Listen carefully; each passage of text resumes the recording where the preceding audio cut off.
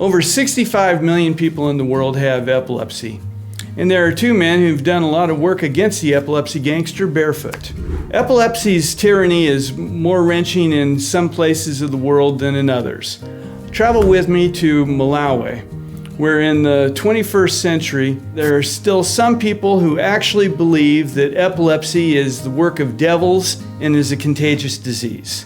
Community who thought that it's to do with the witchcraft. Meet this man who started a clinic and a school for people with epilepsy after his own family had to sell all their possessions and their house to care for the expenses of taking care of his little sister. On the lighter side, we're going to go to New Jersey, where a man spends a lot of time walking the beaches to get his message out about seizure first aid. That message has actually gotten around the globe to every continent except Antarctica. But given this man's resourcefulness, I wouldn't rule that out. When someone scans my QR code on the back, it tells me the location of where the shell has been found. So that's why I have the purple pins. Thanks for joining us and welcome to Epilepsy Gangster.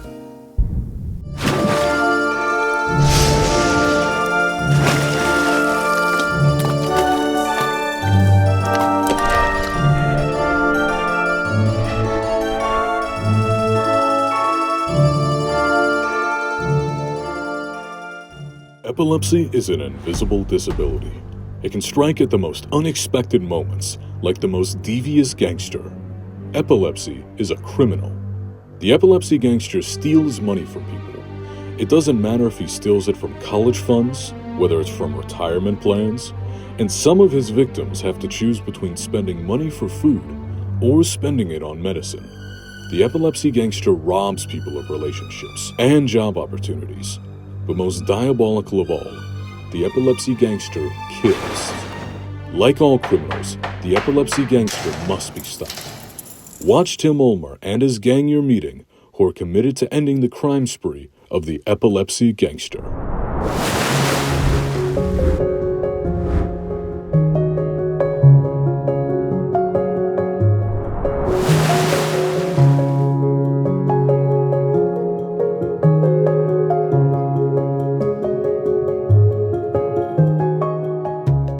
Ladies and gentlemen, it's my privilege and an honor that I'm able to introduce to you a true champion of the epileptic community. There are few people who are greater than Chifundo Petro.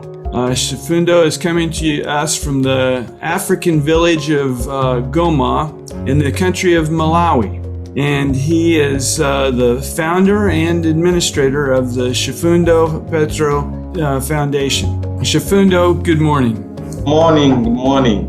Chifundo, please tell us, how did you happen to take interest in the epilepsy gangster? Well, as Chifundo Epilepsy Foundation and Chifundo Petro, the founder of this small charity foundation in Malawi, it was 2005 when my sister was born with epilepsy, and having that hands-on experience, epilepsy affected our family very much, economically and socially. So having understood that the epilepsy is a serious condition that needs enough attention, but then no one could take any other action to support the community, then I decided to venture into this epilepsy community and founded this small charity to bridge up the gap that patients with epilepsy were experiencing.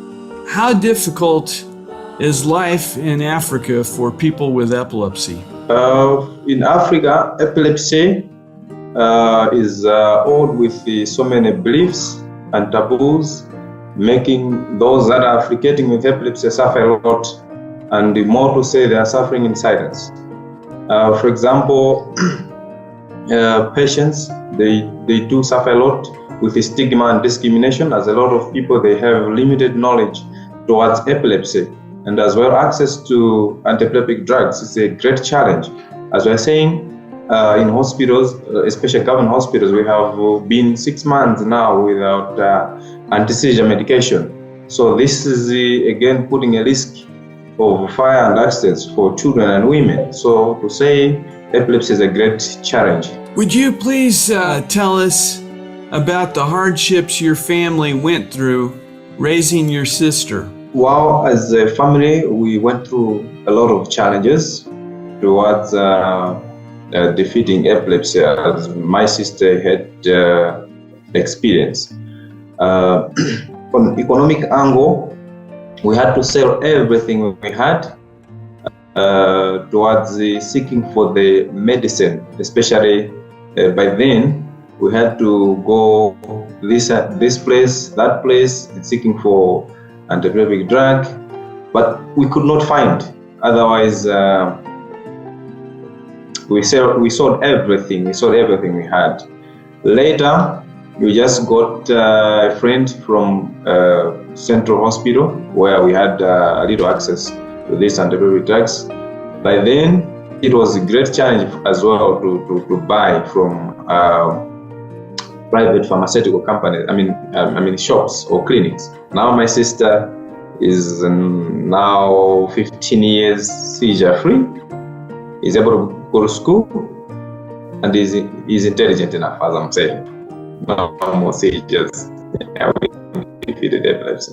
That is the economic angle. And social angle, community could have thought that it's to do with the witchcraft.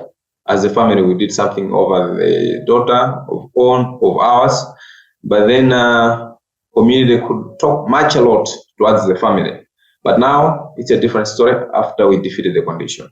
Please tell us about the Chifundo Petro Foundation and the services you provide. Chifundo Epilepsy Awareness Foundation. Basically, we have an epilepsy center that is for diagnosing and treating epilepsy. Apart from diagnosing and treating patients with epilepsy, we also empower them after we give them medicine. They are now reliable citizens. We understand that they're just like anyone else. They can go to work, they can do business. We empower them. And after that, we also provide education support. That is formal education and as well as vocational trainings.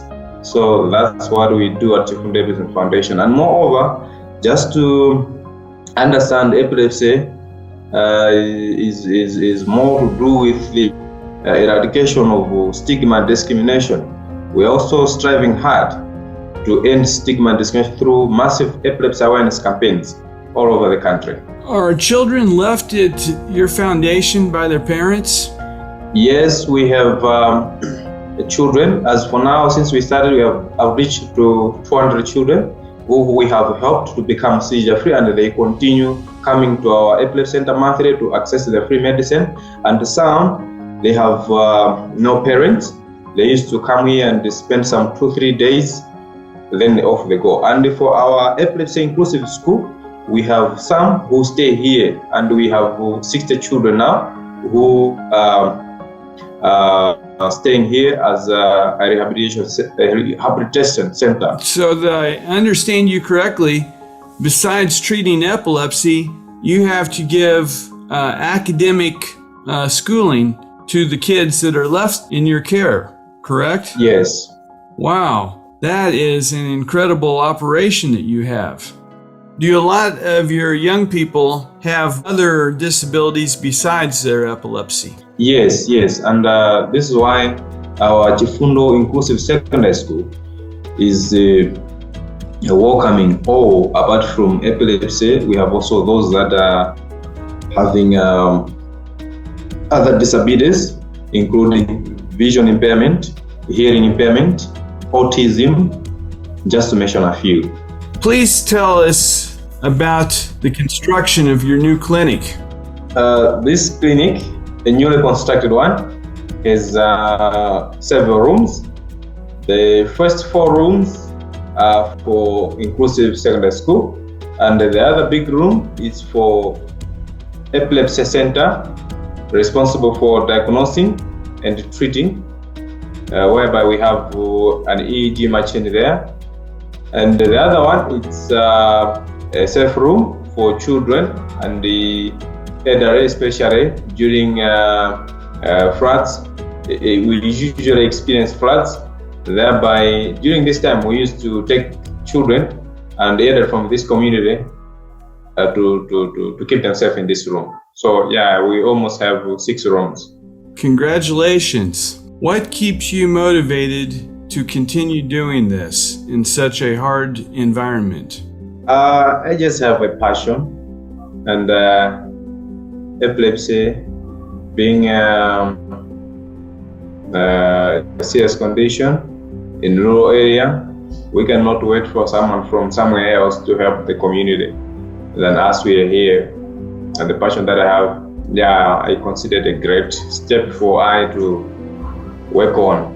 And when I see patients are being really helped, I just smile. Shifundo, what word of advice do you want to leave with the epileptic community? It's just a small piece of advice and encouragement as well for those in epilepsy community, that epilepsy is not a contagious. It's not related to witchcraft. We should not discriminate those that are battling with epilepsy. They are just like anyone else. And those guardians and parents who having their children as well with epilepsy, they should not stigmatize them. They should not lock them into their houses, thinking that epilepsy is a contagious. No, they should not. And by doing that, it's a crime. And as well as if they have children with epilepsy, and they should send them to school, like our epilepsy center. We also provide academic intervention. They may bring them or accommodate them. That's what I may advise to the epilepsy community in our area, as well as other areas that may watch this interview.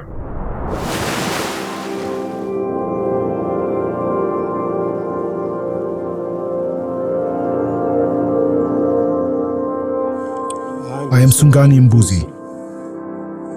It's my 12th year with this disease. It really kills. In the past, I fell a lot. Now, not as much because of the medication. It has weakened the disease. In my 40s, I was weak. I couldn't eat or breathe. Now I can rest and sleep. I am Vida Mufewa, and I am 30 years old. Epilepsy started when I was older with 3 children and pregnant. I would fall, have seizures, and faint without knowing. The people in my household would know and tell me later. I got burnt by fire and hurt my foot after a seizure. My mother and children would cook and take care of me. Since having epilepsy, my condition has been the same. Up until this July, I received medication on the 18th. I have not fallen.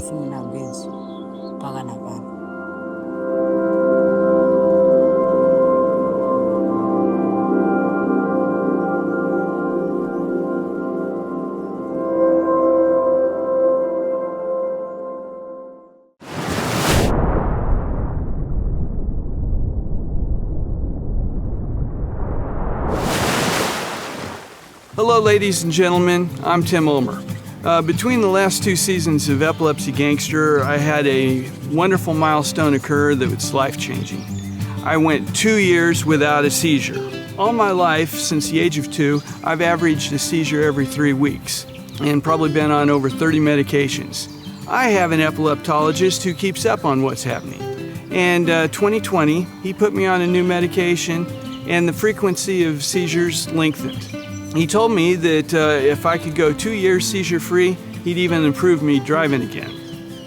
Well, it turned out that this spring, I drove myself to church for the first time in 33 years. It was a dream come true. Make sure your epileptologist keeps you informed on what's new in treatments and medications.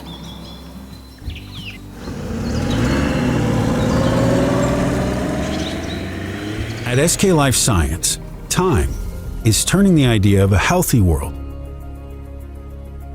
into treatments of the future, one patient at a time, knowing that every second counts, as every moment is priceless, bringing new options to patients with epilepsy. And the vision of a world where zero seizures is not just a hope for humanity, but a possibility to bring more to life.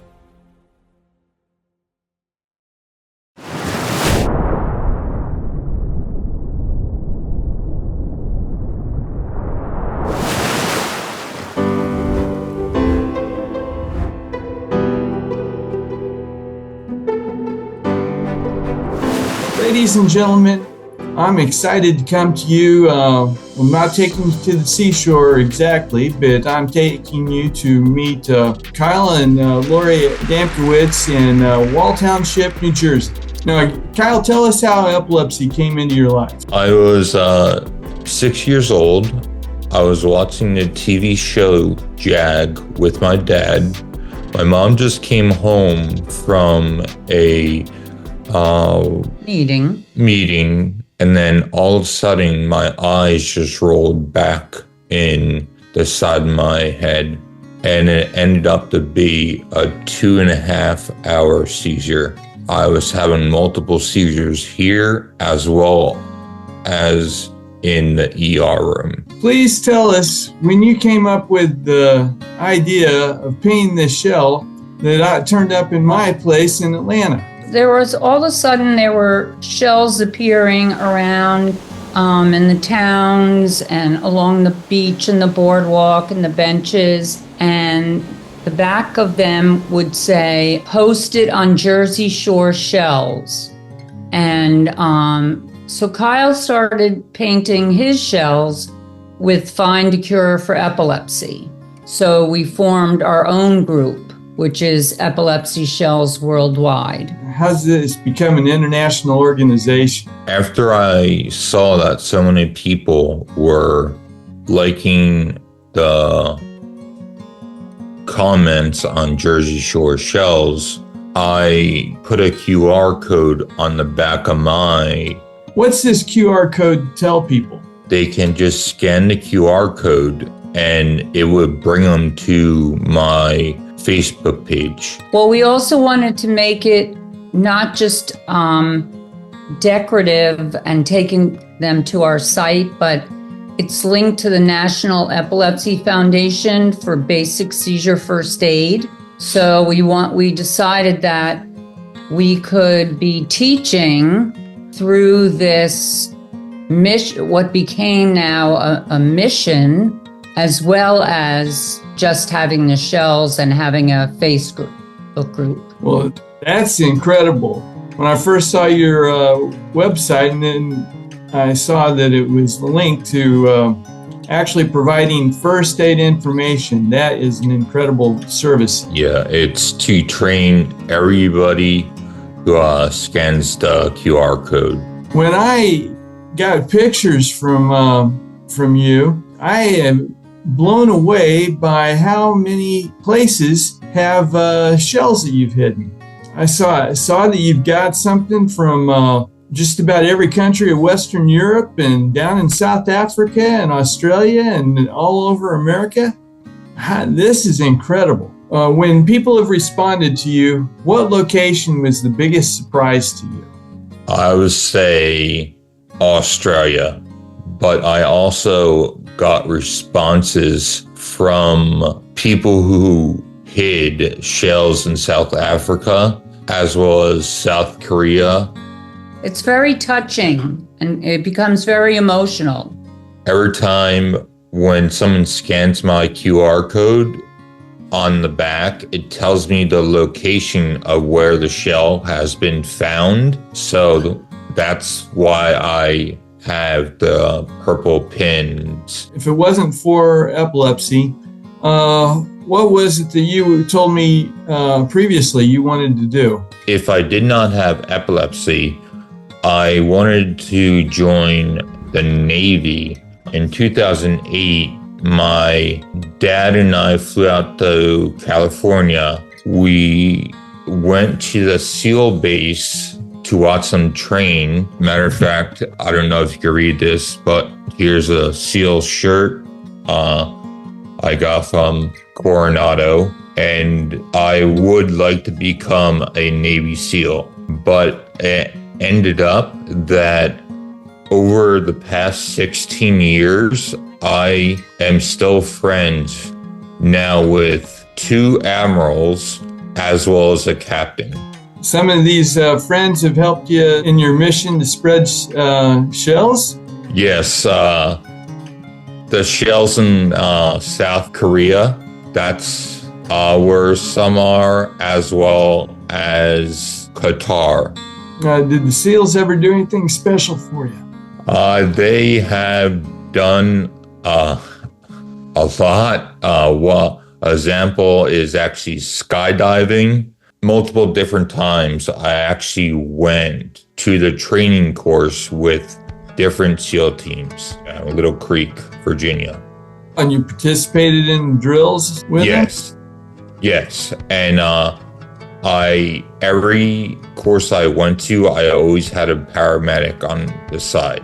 Tell us what it's like to skydive. When I was about to jump out of the plane, I thought you would get that gut feeling like when you're going down a roller coaster, but you actually didn't, and it was really pretty fun to skydive. And when I landed on the ground, I'm like, all right, let's go up again, and I want to do it again. I am so jealous. I hope you take me with you sometime. Where do you get the shells to work with? I actually, believe it or not, walk on the beach, and I spend hours on the beach and collecting shells. And funny thing, I actually put them in the dishwasher. So instead of plates, I wash about maybe 50 to 75 shells in the dishwasher. How many shells do you think you've painted since you've been doing this? I would say roughly between, give or take, 1,000 to maybe 1,100 so far. And I've been doing this since 2022. And how many have you heard back from? Oh, lots. Yeah, I have heard back from so many people. Some people, we get in their conversation and it ends up that the person, if not that person, a family member or friend has epilepsy. And I give them a shell, and I also ask them to join epilepsy shells worldwide. We don't go anywhere without shells in the car or in one in my purse or In my Kyle's pocket. got them in his pocket. We've had some shell painting parties. We have people that collected shells and for us, and we picked them up from their houses. How much time do you put into making a shell? Every day I'm making shells. I was actually here's one of the shells I made today, and I have been making shells, I would say, for the past 3 hours today. How much time does it take to make one? For me, it takes roughly 15 to 20 minutes. But if I want to make like a more fancy shell, it would take a half an hour to maybe 45 minutes. And then they get taken outside and sprayed with protective coating. So it's from start to finish. It's from the dishwasher to the painting to the spraying. It's a whole process. Wow, quite a production. It seems like whomever we get involved with or end up speaking with in a conversation, it could be at a fair, it could be in the food store, somebody immediately around them is affected by epilepsy, yet it's so rarely spoken about. That's true. It's like a hidden disease. If people want to join Epilepsy Shells worldwide, please tell us the Facebook that people can go register at. It's Epilepsy Shells Worldwide on Facebook. What's a word of advice that you want to leave people with?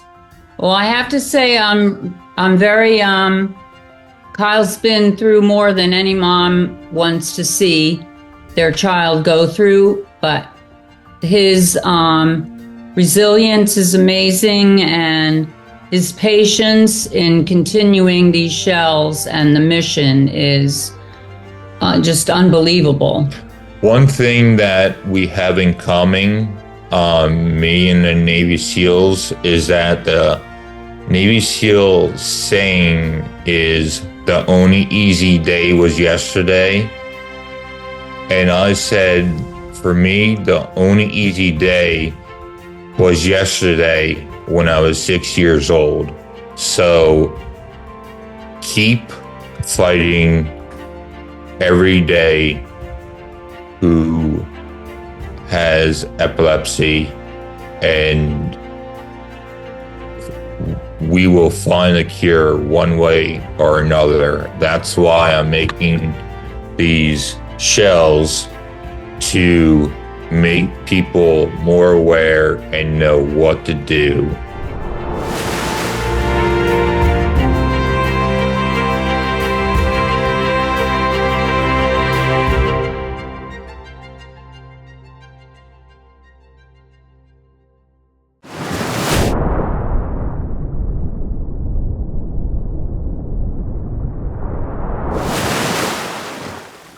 The Defeating Epilepsy Foundation is a nonprofit organization dedicated to helping those battling epilepsy. We provide advocacy and educational services to those battling epilepsy at a global level. For more information about our projects and services, please visit our website at www.defeatingepilepsy.org or email us at info@defeatingepilepsy.org. Please like us on social media and follow us so you can see how we are making a difference. Thank you for your support, and together we will defeat epilepsy. Hi, I am Natalie Beavers, and I am one of the many survivors living with epilepsy. My life has been filled with many ups and downs. It's just a part of life. I am proud of the person that I am becoming, and as I stand in the face of this relentless disorder called epilepsy, I want you all to know that I am me.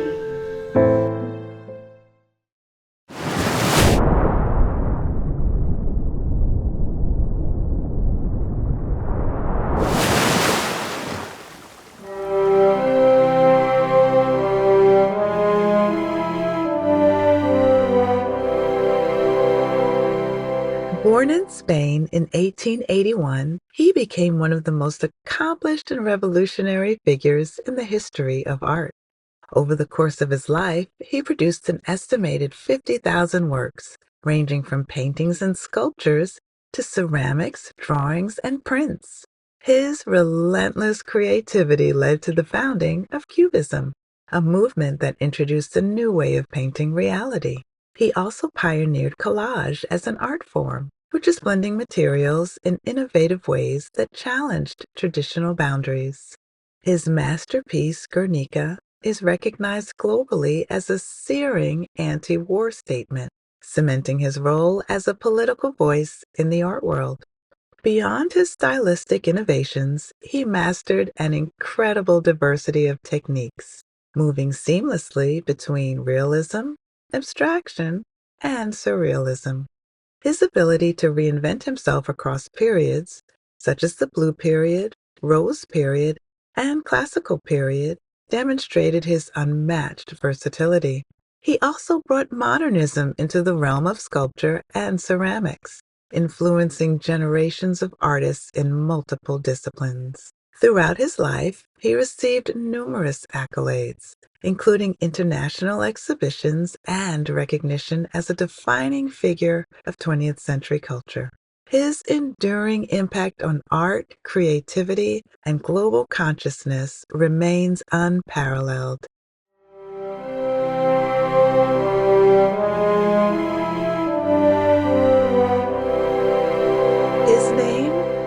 Pablo Picasso. The meaning of life is to find your gift. The purpose of life is to give away. Epilepsy Gangster, look at those waves coming in. They're gonna wash you away. And for the rest of you, may you be seizure-free and God bless.